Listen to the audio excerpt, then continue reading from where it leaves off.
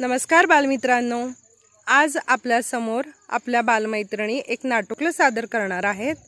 पशु पक्षी संवर्धन.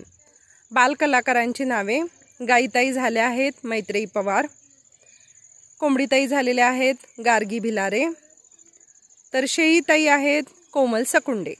पाहूयात मग या ताई काय सांगतात आपल्याला ते. तुला माहित आहे का काय ताई की मालक मालकीण कशासाठी बाजारात गेले आहेत?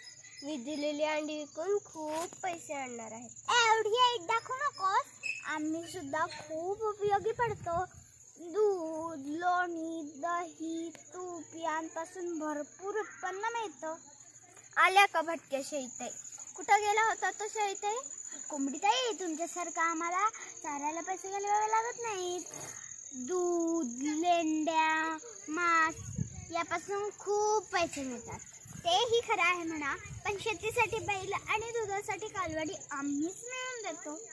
एकूण काय आपण सगळेच माणसांसाठी खूप उपयोगी पडतो, त्यांना पैसेही मिळवून देतो. मग भांडायचं कशाला?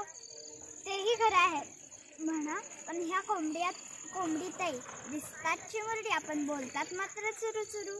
संध्याकाळ झाली, मालक मालकीण येण्याची वेळ झाली. आता चला आपण सर्वजण आपापल्या जागी भेटू.